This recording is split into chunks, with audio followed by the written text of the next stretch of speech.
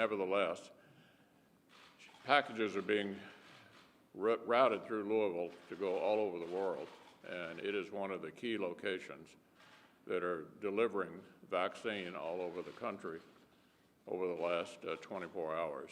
The first shots have been administered. Hope is on the way, and our job here is to guarantee that there's enough money to facilitate the delivery, as well as to do other things that we can agree on. And as I've said repeatedly, number one, we're not leaving here without a COVID package. It's not going to happen. We're going to stay here until we get a COVID package, no matter how long it takes. We'll be here until we get a COVID package. Number two, the way forward, obviously, is to put aside the two things that are the most contentious on each side: liability protection and state and local. We all know the new administration is going to be asking for another package. We can live to fight another day on what we disagree on, but we ought to agree to go forward on what we can agree on. That is the way forward. No less a figure than the number two Democrat in the House of Representatives, the majority leader, said on Sunday in one of the talk shows that it made sense to set aside the two things that were the most contentious and agree on all the rest. So it is still my hope we're going to get an omnibus appropriation, and it will have attached to it, when it comes over from the House, an agreement that we've been able to reach with the four corners and Secretary Mnuchin and the President. Well, it is great news. The vaccine coming out in record time, 5 times faster than any vaccine literally in history. And in my state of South Dakota yesterday, frontline workers were getting vaccinated, which is a great story for South Dakota. It's a great story for every state in the country. And it's a great credit to the scientists, the trial volunteers, the companies themselves working with the Senate and the House and the White House to make this happen in record time. Truly remarkable achievement, and one that hopefully will start to deliver meaningful relief to the American people. There are a few things left for us to do. Obviously, with the vaccine out there, we have resources available in legislation that we're considering to help distribute that vaccine in a quick and an efficient way. That needs to be addressed in a COVID package. As the leader pointed out, the list of issues has narrowed significantly, and there is bipartisan buy-in and support for a proposal that does a few of the basic things we all agree on. It helps our hardest hit small businesses. It provides unemployment insurance to people who are unemployed, provides money for vaccine distribution, money for schools. Those are all elements of legislation that we've been talking about, frankly, legislation that we voted on now a couple of times in the Senate and had a majority of senators vote in favor of. And that's where I hope this will land. And whether or not it lands there really is up to, at this point, Speaker Pelosi and Democrat Leader Schumer here in the Senate. The bipartisan group has come to that conclusion. They've jettisoned, as the leader pointed out, the most controversial elements of that proposal, which is funding for state and local governments and liability protections. So those two things are, if they're not on the table, what you're left with are the things that I just mentioned, which enjoy broad bipartisan support and which should make this really a pretty easy negotiation. But it does require the leadership on the Democrat side to agree with the bipartisan group of senators, including Senator Durbin, who've been working on this for some time. I think we all need to get this done. I think the American people deserve to have action by the Congress to address in a targeted, fiscally responsible way the most critical needs that are out there as a result of the pandemic. And we're in a position to do something about that and to do it this week. We have a spending bill that's going to be coming over, and it's a perfect place for the COVID relief bill to ride, to get this all done at one time. And I certainly hope, on behalf of the people of this country, that the Democrat leadership here in the Congress, Senate, and House will get together with our Republican leadership and finish a job, frankly, that should have been done a long time ago. But frankly, if it gets done now, will be great news for the American people.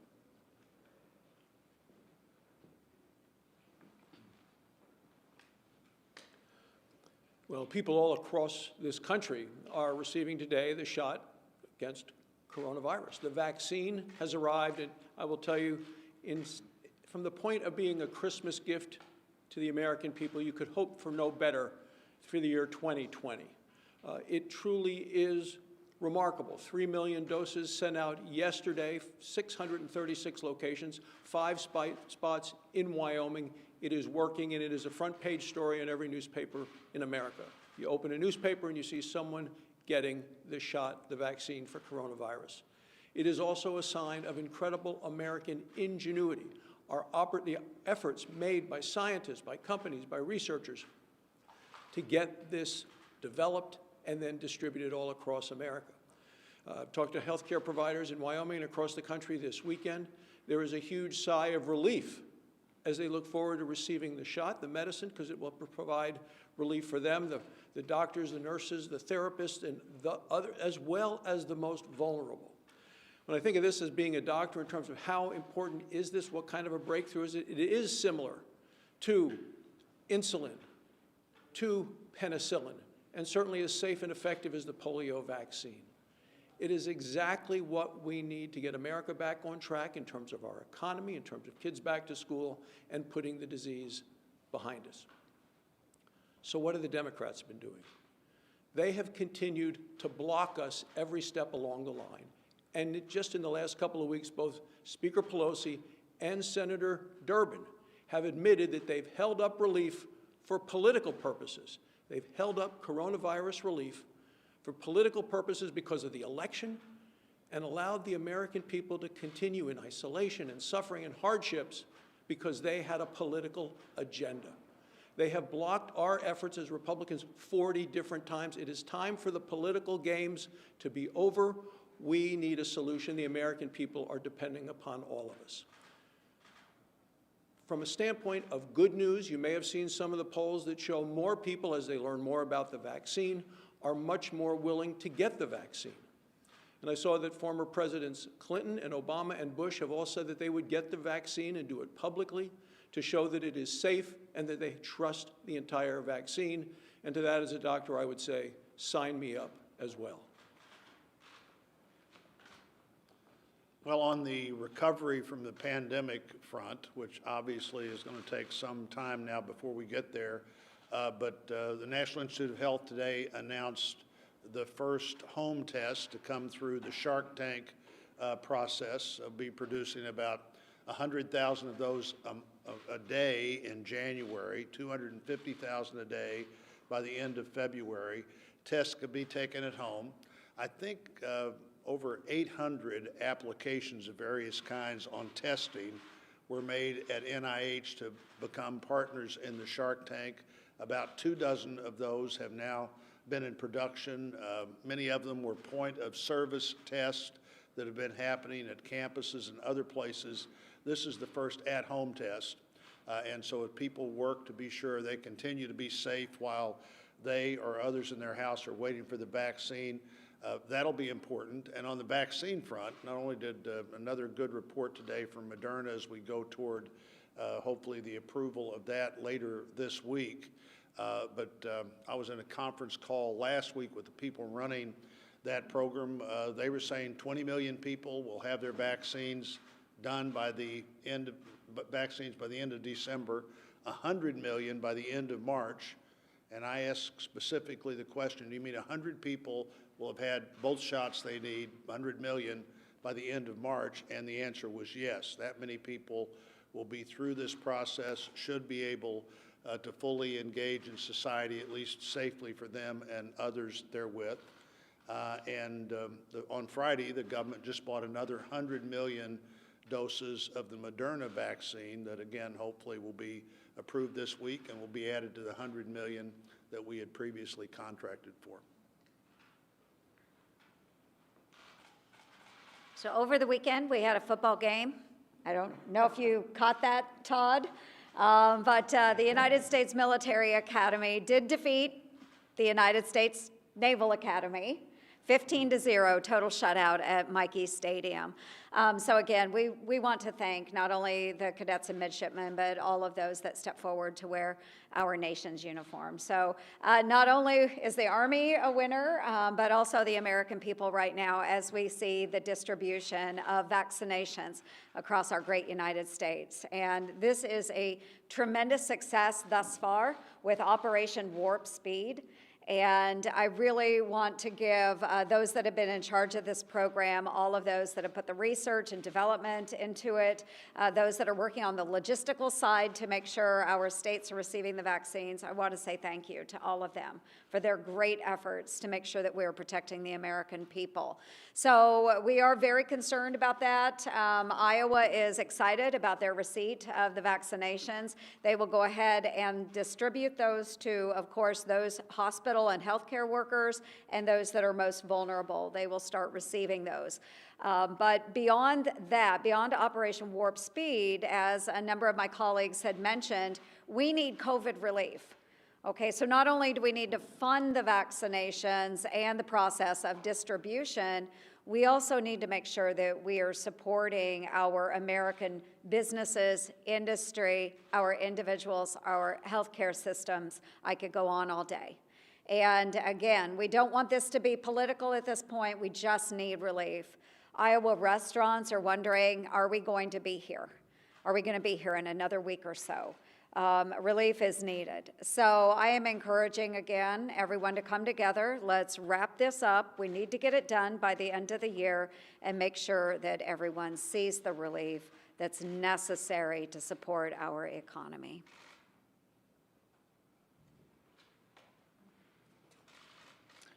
Joni, I want to congratulate you and all the Army fans out there, and better luck next year for those of us who are backers of Navy. But I'll take Joni's pregame position, which is the American people win every time we play.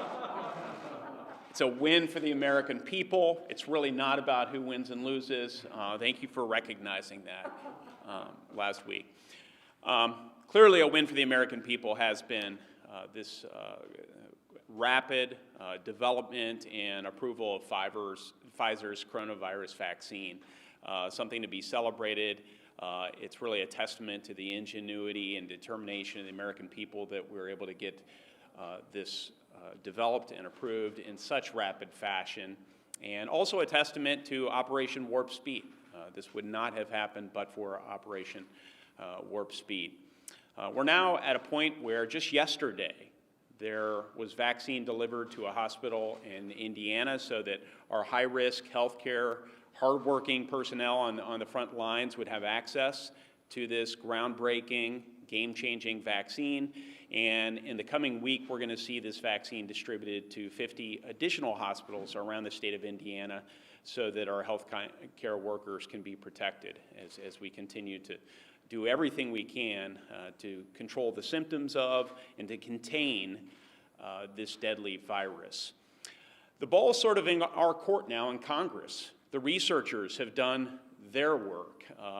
So many of the American people, our essential workers, are doing their part. Now it's time for Congress to do its part and pass this end-of-year coronavirus relief package so that we can make sure we get vaccine out to more Americans as we head into next year and provide additional economic relief as so many Americans continue to suffer. We really need to put politics aside. It seems like we're getting very close to doing that and coming to terms on some difficult issues, and I'm very pleased about that. The Electoral College submitted its vote. And I also think as we look into next year, it's very important that each of us pledges to work with President-elect Biden and Vice President-elect Harris to ensure that we keep the American people safe and secure so that we get through this coronavirus period and we emerge very strongly on the back end of it. Yeah, let me add one additional thought on the vaccine. As a polio survivor myself, unfortunately, the vaccine had not yet been developed. I'm a huge supporter of being vaccinated when you have of a substance that you know works. And so whenever my turn comes, I'm going to be anxious to take the vaccine and to reassure, do my part to reassure those who are doubtful about this that we really need to get the country vaccinated. When you have about half of the population either skeptical or saying they won't do it, that's not good news. So I think all of us who do have at least some following in the country need to step up, as the former presidents are, and as I'm sure people in the entertainment world will as well, to encourage people to do this. It's the right thing to do for yourself, for your family, and for the country. I have a question about the vaccine money in the COVID relief plan. Many states, including your own, say they actually needed that vaccine money months ago so they could plan. How much longer are they going to have to wait? Well, we tried in September. I would remind you, we tried in October. We've been trying for months. Shouldn't have been put in this position. We should have done this a long time ago. I've been saying for weeks, and you've been listening to me saying for weeks, let's put aside the things we can't agree on and do the things we can. That's just another good argument to get it done now, and we're not leaving. I assure you, we're not leaving until we finish this package. Manu? Your speech this morning about Joe Biden, congratulating him for winning. One thing you did not mention was President Trump's claims that this election was rigged, it was stolen, and the like. Do you have any concerns at all about what the president is saying, and should he accept these results? Look, I don't have any advice to give the president on the subject. I said this morning, for me, and I think on the basis of the way the system works, the decision by the Electoral College yesterday was determinative. Mr. Leader, thank you. The President-elect, former Vice President Biden, said this morning that you two spoke on the phone. Do you think he deserves to have key members of his cabinet in place on day one, on January 20th, like you did, for example, with James Mattis?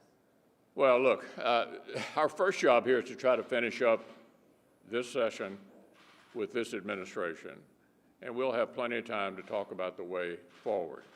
My concentration right now is on the subjects that we've been talking about, finishing up our work. President Trump is going to be there until January the 20th. We need to continue to work with him. The future will take care of itself. Yeah. If you could give your thoughts going into this meeting this afternoon. Is it your view that there basically is no deal available with state and local money, and it just needs to be dropped completely? Is that your position going into the meeting? Well, we're not negotiating the deal in here, but it's pretty obvious the way to get a deal for weeks has been exactly what I said, what Steny Hoyer's suggested, and what the bipartisan group has suggested, is to drop the two most contentious items for the moment. We all know the new administration is going to be asking for yet another package. It's not like we won't have another opportunity to debate the merits of liability reform and of state and local government in the very near future. Thank you.